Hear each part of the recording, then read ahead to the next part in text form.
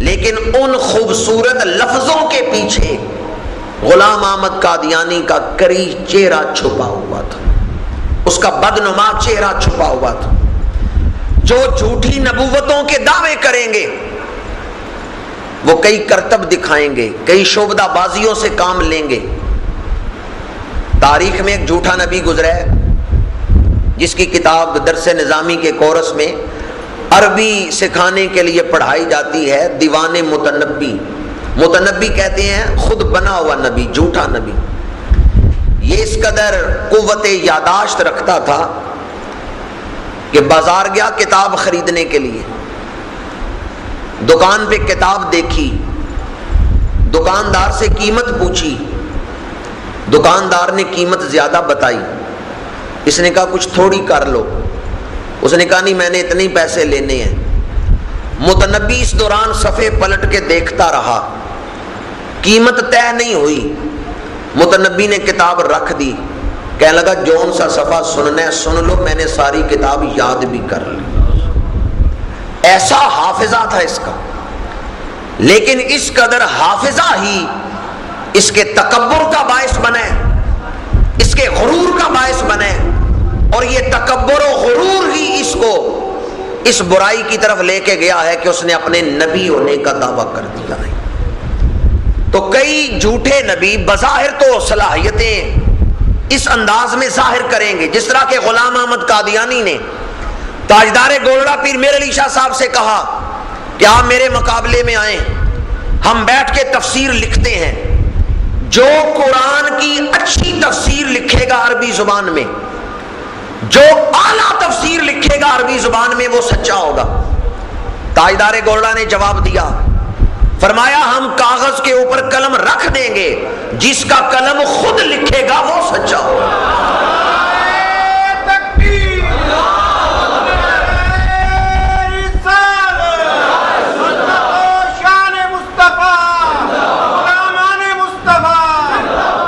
تاجدار گولڑا نے کہا مرزا سے کہو، وہ یہ دعوت دیتا ہے کہ ہم بیٹھ کے تفسیر لکھیں گے، جو اعلیٰ لکھے گا وہ سچا ہوگا۔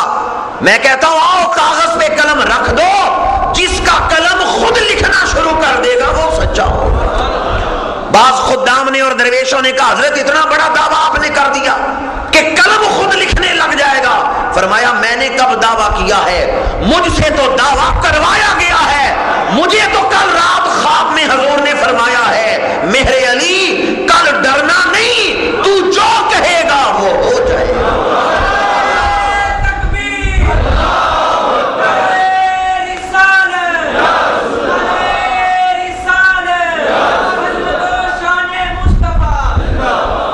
پاکستان کے اندر مرزیت کی تعلیم دینا، تبلیغ کرنا، یہ قانوناً جرم ہے۔ پاکستان کے اندر مرزیت کی تبلیغ کرنا، کیونکہ یہ اس پر قومی اسمبلی میں باقاعدہ بحث ہوئی اور یہ فیصلہ ہوا اس پر جید علماء کی موجودگی میں کہ مرزئی کافر ہیں، لیکن پھر بھی آج کل نئے نئے اوچھے ہتھ کنڈوں سے وہ ہمارے جوانوں کو اپنے جال میں پھنسا رہے ہیں۔ کبھی جرمنی لے جانے کا، کسی دوسرے ملک میں جا کے معاشی حالت بہتر کرنے کا وعدہ کر کے وہ لوگوں کو گمراہ کرتے ہیں۔ میں نے دیکھا جرمنی میں کتنے لوگ ایسے ہیں جو اس برائی میں پھنس چکے ہیں کہ محض جرمنی پہنچنے کے لیے یا وہاں کے کاغذ لینے کے لیے انہوں نے فارم پر کیے کہ ہم مرزئی ہیں۔ اے طائر لاہوتی، اس رزق سے موت اچھی جس رزق سے آتی ہو پرواز میں کوتاہی۔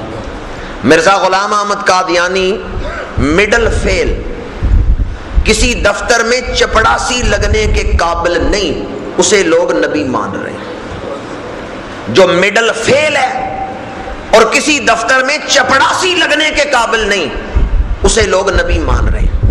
جو غدار ابن غدار تھا اور پچھلی صدی کا سب سے بڑا جھوٹا شخص ہے تو مرزا غلام احمد قادیانی۔ ایسے ایسے جھوٹ اس نے لکھے ہیں اور ایسی ایسی گستاخیاں اور بے ادبیاں اس نے کی ہیں کہ اگر آدمی اس کی کتابیں پڑھے تو کانوں کو ہاتھ لگائے۔ ایک مرزئی نے اسلام قبول کیا، عرفان محمود برق اس کا نام ہے، اور اسلام قبول کر کے اس نے کتاب لکھی مرزائیت سائنس اور اسلام کے کٹہرے میں۔ اس کتاب کے اندر اس نے ابتدا میں لکھا ہے کہ میں نے کیوں کلمہ پڑھا ہے، میں نے کیوں اسلام قبول کیا ہے۔ اس نے علمی دلائل بھی دیے ہیں۔ ایک اس نے اپنا خواب بیان کیا ہے، کہتا ہے میں نے خواب دیکھا ہے کہ امام الانبیاء سرکار مدینہ صلی اللہ علیہ وآلہ وسلم ہماری گلی میں تشریف لائے، اور ہماری گلی میں جو مسلمانوں کے گھر ہیں وہ مسلمان باہر نکل کے دروازے پہ کھڑے ہو کے حضور سے تحفے لے رہے ہیں، حضور انہیں کچھ عطا فرما رہے ہیں۔ میں بھی اپنے دروازے پہ کھڑا ہوں اور میرا خیال ہے کہ حضور چلتے ہوئے آگے تشریف لائیں گے، پر جہاں سے مرزائیوں کے گھر شروع ہوئے حضور رک گئے۔ میرے دل میں محبت تھی کہ حضور آگے تشریف لائیں، وہیں سے کھڑے ہو کے حضور نے میری طرف دیکھا اور دیکھ کے مسکرا کے حضور چلے گئے۔ وہ کہتے ہیں حضور نے اس انداز محبت سے دیکھا ہے کہ امام الانبیاء صلی اللہ علیہ وآلہ وسلم کے رخ روشن پہ جو جمال میں نے دیکھا ہے، جو حسن میں نے دیکھا ہے، میرے دل نے فیصلہ کیا ہے یہ اللہ کے آخری نبی ہیں۔ میں محروم رہا ہوں کہ حضور آگے نہیں تشریف لائے، اور جس طرح حضور نے مسلمانوں کو عنایات فرمائی ہیں میں اس سے محروم رہا ہوں۔ میں خواب میں اس کی وجہ پوچھتا ہوں تو خواب میں مجھے جو وجہ بتائے گی وہ یہ کہ میں مرزا غلام احمد قادیانی کو بھی نبی مانتا تھا۔ وہ شخص کہتا ہے پھر میں نے اس کو چھوڑا ہے، اسلام قبول کیا ہے، علمی دلائل بھی اس نے دیے ہیں، لیکن ایک اپنا خواب بھی اس نے یہ بیان فرمایا ہے۔ آج جس دور میں ہم زندگی گزار رہے ہیں، باطل کئی روپ بدل کے آتا ہے، ایسا روپ جس میں کشش ہے، جاذبیت ہے۔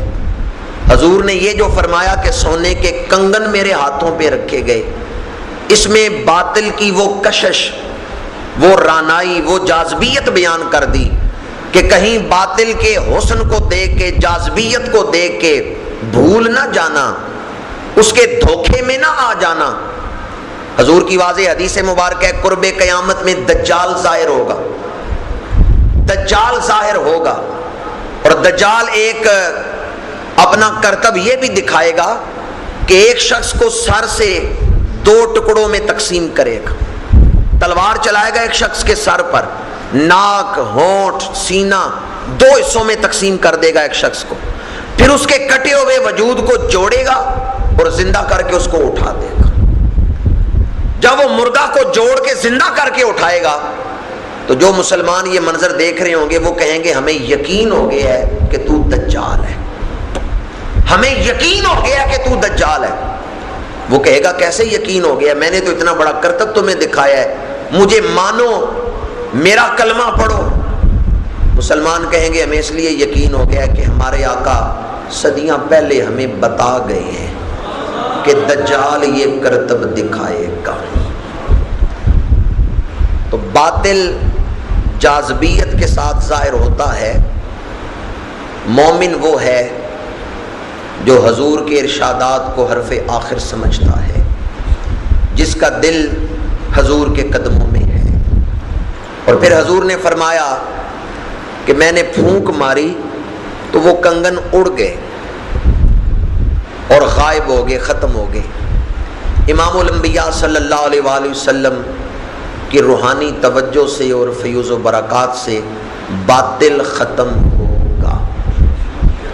یہ جو خواب میں اپنے آپ کو اڑتے ہوئے دیکھنا، اس کی تعبیر معبرین نے یہ دی ہے کہ اگر کوئی آدمی دیکھے کہ میں اوپر آسمان کی طرف اڑ رہا ہوں اور آسمان میں گم ہو گیا ہوں تو اس کی تعبیر موت ہے۔